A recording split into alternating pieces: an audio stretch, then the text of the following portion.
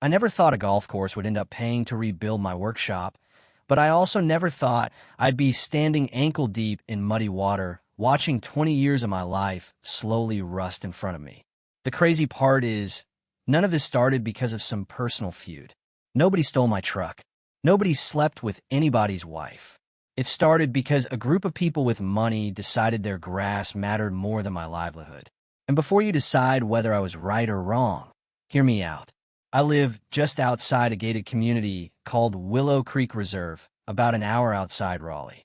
If you've ever driven through neighborhoods where every mailbox costs more than your first car and every lawn looks like it was painted overnight, you know the type. Stone entrance, private security, championship golf course wrapped around the development like a giant green necklace. My place sits just beyond the back edge of all that. My grandfather bought the property in 1974. Back then it was mostly woods, pasture land, and dirt roads. My dad grew up there. Then I grew up there. Some of my earliest memories involve standing in a little woodworking shop behind our house, watching my father turn rough pieces of oak into dining tables and cabinets. That workshop wasn't just a building. It was family history with a roof. Every scratch on the workbench had a story. Every shelf held something my dad swore we'd need someday. Most of it we never did, but throwing anything away would have felt like throwing away part of him. After Dad passed, the shop became mine. Not because anyone formally handed it over. It just happened. One day, I was helping him work in there, and then suddenly years later, I was the one unlocking the doors every morning. Life has a way of sneaking up on you like that. Anyway, a little over a year ago, I walked outside one Tuesday morning carrying a cup of coffee and thinking about absolutely nothing important. I had a custom walnut dining table due in 3 weeks, 2 cabinet projects lined up behind it, and a long list of things I'd been meaning to get done around the property. Normal day, or at least it should have been. The first thing I noticed was the smell.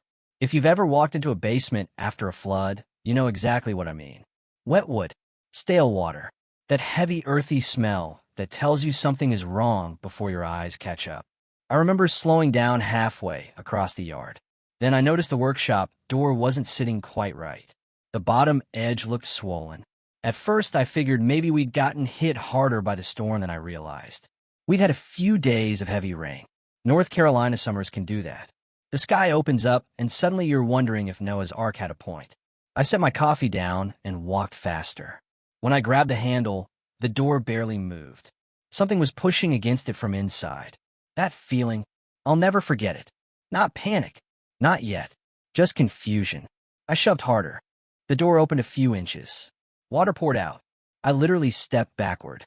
For a second, my brain refused to process what I was looking at. Then I pushed the door open the rest of the way. The entire shop was flooded. Not a puddle. Not a leak. Flooded. Standing water stretched wall to wall. My table saw sat half submerged. Storage bins floated lazily across the floor. Several stacks of hardwood lumber had tipped over and were soaking like giant sponges. The old lathe my father taught me on sat there in brown water as if somebody had abandoned it in a swamp. I stood completely still. You know those moments where everything gets strangely quiet? Like your brain pulls the emergency brake because reality is moving too fast? That was me. I couldn't even get angry yet. I just stared. The water lapped against tool cabinets with this soft little sound that somehow made everything worse. Because it sounded peaceful. And there was nothing peaceful about what I was seeing. By that afternoon, I had rented pumps. My neighbor, Eddie, came over with a generator and a cooler full of beer. Neither of us said much. There wasn't much to say. You don't really have words when somebody's life work is floating around in muddy water. You just help. For 2 days, we pumped. For 2 days, I watched years of projects, equipment, and memories come out of that building one ruined piece at a time. And when the floor finally dried enough to walk across, the real damage started showing itself. Orange rust spreading across cast iron, warped lumber, dead motors, destroyed tools, thousands and thousands of dollars gone. At first I blamed bad luck. Then I walked behind a shop, and that's where I found something that changed everything. A fresh trench, cut straight through the hillside, pointing directly at my workshop. And the moment I saw it, I had a feeling this wasn't an accident at all. The dirt was still fresh enough to leave marks on my boots. That alone told me the trench hadn't been there very long. I followed it uphill, stepping over roots and loose clay, tracing the path like a hunter following tracks. The farther I walked, the less accidental it looked. This wasn't erosion. It wasn't nature doing what nature does. Somebody had cut this thing. On purpose. The trench climbed the slope behind my property and eventually connected to a drainage channel running along the edge of Willow Creek Reserve's golf course. Specifically, near the backside of the 13th fairway. I stood there for a long moment staring at it. Maybe there was a perfectly reasonable explanation. Maybe, but something about the way it lined up made my stomach tighten. When people say trust your gut, this is what they mean. That feeling that arrives before the evidence does. Over the next week, I started making calls. County offices, environmental services, stormwater management, anybody who might know something. At first, I got the usual government experience. Transfers, voicemail, people promising to call back next Tuesday and meaning sometime around Christmas. But eventually pieces started falling into place. Willow Creek had been dealing with drainage issues.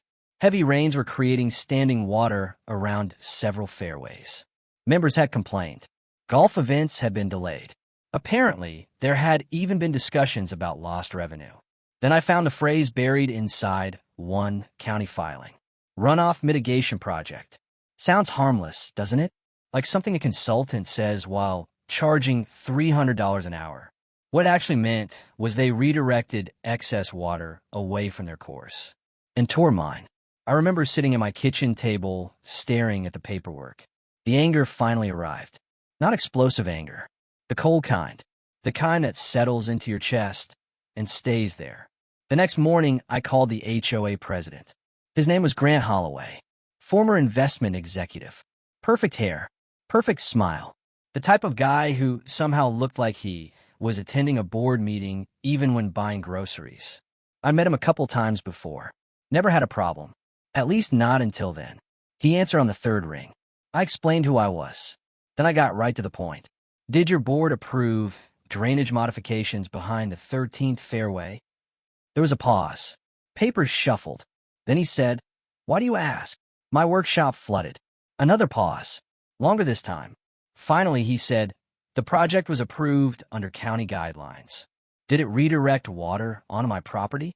Storm water naturally flows downhill. I remember gripping the phone tighter.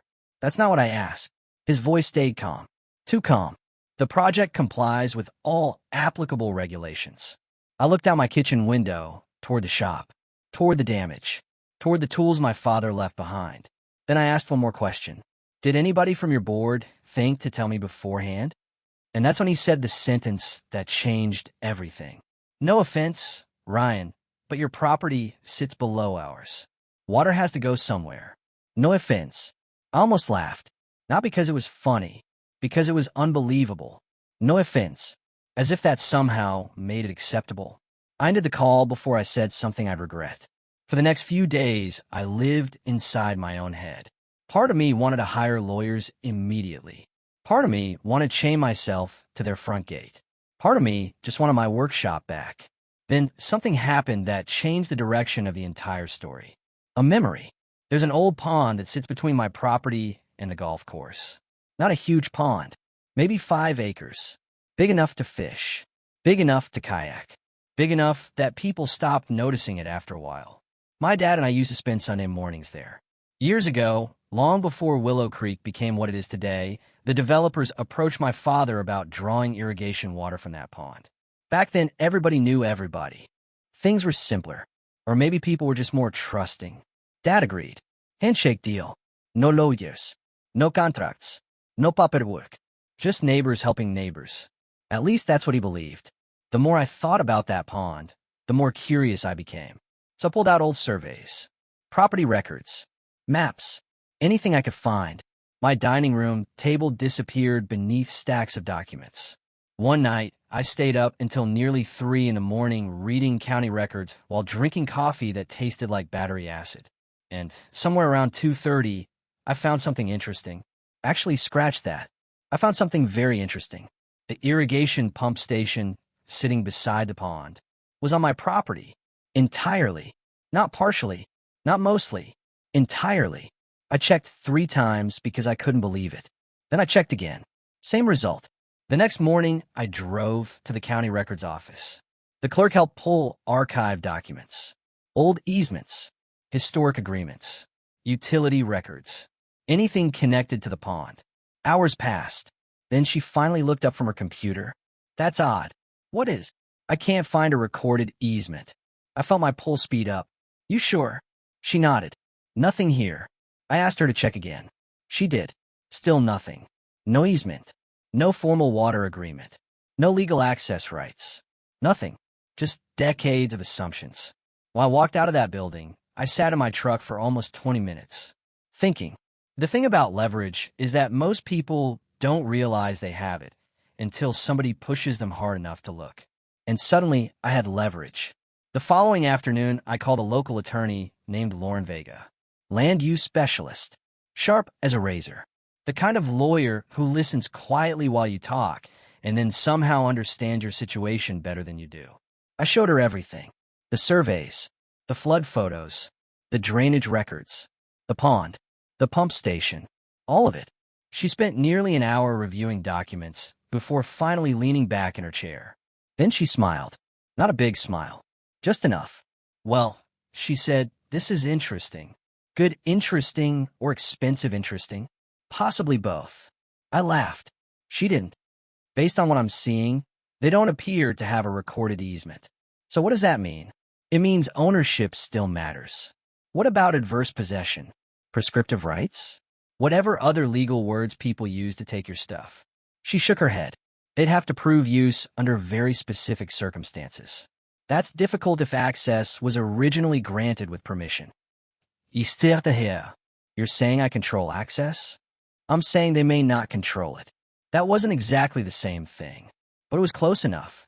When I left her office, I stopped at a hardware store on the way home. I told myself I was just looking, just gathering information, just being practical. 30 minutes later, I walked out carrying the biggest industrial steel padlock they sold.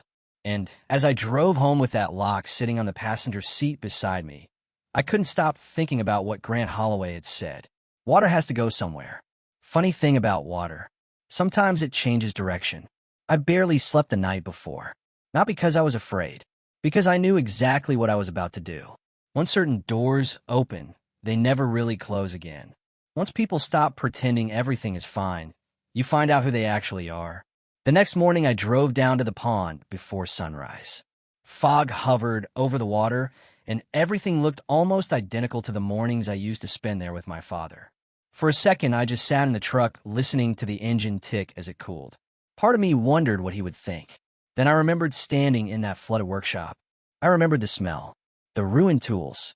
The sentence Grant had casually dropped into the conversation like my losses were some unavoidable inconvenience. Water has to go somewhere. Well, so do consequences. The pump station door had a simple latch. No lock, no security system. Just years of assumption that nobody would ever challenge it. I slipped the steel padlock through the latch and snapped it shut. Click. Such a small sound. But sometimes the smallest sounds carry the biggest consequences. I didn't damage anything. Didn't cut power. Didn't touch a single piece of equipment. I simply secured a structure located on my property. Then I went home. Around 3 that afternoon, my phone rang. Grant. Of course it was. Our maintenance supervisor says the irrigation system isn't operating. That's correct. There's a lock on the pump station. There is. The silence that followed wasn't confusion. It was calculation. You need to remove it. Why? Because that system services community infrastructure. I laughed. Actually laughed. My workshops service my business. His voice tightened. Let's not escalate this. The nerve of that statement nearly impressed me. They flooded my property, and somehow I was escalating things. I hung up before the conversation turned uglier. The first couple days weren't dramatic. The course still looked fine. But golf courses are like expensive illusions. They require constant maintenance to keep reality hidden. By the end of the first week, patches of stress started appearing. By the second week, members noticed. Complaints started showing up online. Photos appeared on local community pages. Questions followed. Then came the legal letter. Cease and desist. Threats. Demands. Warnings. The usual expensive paper version of intimidation. Lauren reviewed it and smiled. They're nervous. Looks pretty aggressive to me. Exactly. We responded with our own letter. Photos of the flood damage. Repair estimates. Engineering evaluations. Documentation showing the drainage modifications. Everything organized. Everything factual. No emotion. Just evidence. Then we included something else. A proposal. Compensation for damages. Restoration of the drainage system. And a formal long-term agreement for water access moving forward. A week later, all hell broke loose. Not in court. Inside Willow Creek itself. Homeowners started asking questions. Why had the board approved the drainage project? Why hadn't neighboring landowners been notified? Why was the irrigation system apparently dependent on property they didn't own? The answers weren't making people happy. Then summer arrived. And summer has a way of exposing problems. The course wasn't dying, but it wasn't thriving either. Fairways lost their perfect color. Greens slowed down. Tournament bookings dropped. Members complained. Expensive people tend to become very vocal when expensive things stop looking expensive. The real turning point came during a special HOA meeting. To my surprise, I was invited. Lauren strongly suggested I attend. So I did. The clubhouse looked exactly like you'd expect. Polished wood, stone fireplace, framed photographs celebrating decades of golf tournaments. Money on display everywhere. Grant stood at the front of the room, looking noticeably less confident than the last time I'd spoken with him. When public comments opened, someone asked why neighboring property owners hadn't been consulted before altering drainage patterns. Another homeowner asked whether the board had properly evaluated liability. Then someone else asked about the pump station. That question hit differently. The room got quiet.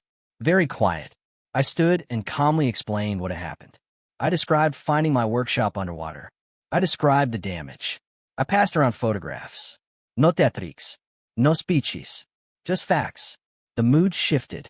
You could actually feel it happening. People weren't looking at me like a villain anymore. They were looking at the board. And suddenly the board members found themselves sitting in the same uncomfortable spotlight they'd placed on me months earlier. Funny how perspective works. About 10 weeks after I installed that lock, their attorney finally called Lauren. Not with threats. With an offer. A real offer. Negotiations began shortly afterward. The first meeting lasted nearly 4 hours. The second lasted even longer. Everybody brought spreadsheets. Everybody brought lawyers. Everybody suddenly became interested in compromise. Amazing how that happens. Eventually, we reached an agreement. They would fund the complete reconstruction of my workshop. Not repairs. Reconstruction. New foundation. Improved drainage protections. Replacement equipment. Everything. The drainage system would be redesigned so runoff no longer discharged toward my property. Independent engineers would verify the work. And most importantly, the pond situation would finally be formalized. No more handshakes. No more assumptions.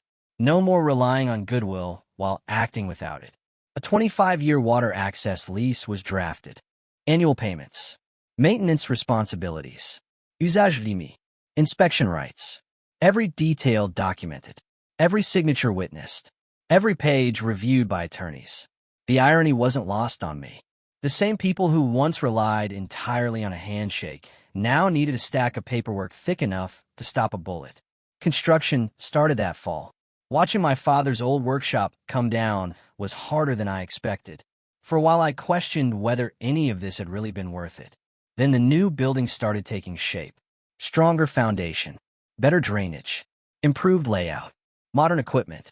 Everything designed to last. The first morning, I unlocked the completed shop and stepped inside. Sunlight spilled across the fresh workbenches, and the smell of clean cedar filled the room. For the first time in nearly a year, I felt something I hadn't felt since before the flood. Peace. Not victory. Not revenge. Peace. Those are different things. The golf course eventually recovered too. The grass came back. The complaints faded. The water trucks disappeared. From the outside, everything looked normal again. Most people driving past today would never know any of this happened. But I know. Every January when the lease payment arrives, I remember standing ankle deep in muddy water. I remember being told my losses were simply the price of geography. I remember being treated like a problem instead of neighbor. And I remember the sound of that lock closing. Grant and I still see each other occasionally. We're civil, polite, careful. There's no friendship there, but there is something else. Respect. The kind that sometimes only arrives after conflict. So here's the question I've never fully answered for myself. Did I seek justice? Or did I enjoy the revenge a little too much? Maybe it was both. Maybe that's the uncomfortable truth people don't like talking about. Sometimes standing up for yourself feels good. Sometimes it feels very good. And maybe that's where the line gets blurry. If you were in my position, watching years of your work destroyed while someone told you it wasn't their problem, what would you have done? Would you have locked the pump station? Would you have taken them to court? Or would you have found some completely different path? Let me know in the comments, because I genuinely want to hear your take. Stories like this are rarely as simple as right versus wrong. And sometimes the most interesting part isn't what happened. It's where each of us believes justice ends and revenge begins. If you enjoyed the story, don't forget to like the video, subscribe to the channel, and stick around for more real-world community conflicts, property disputes, and moments when ordinary people decide they've had enough. Trust me, some of the wildest stories don't happen in movies. They happen right next door.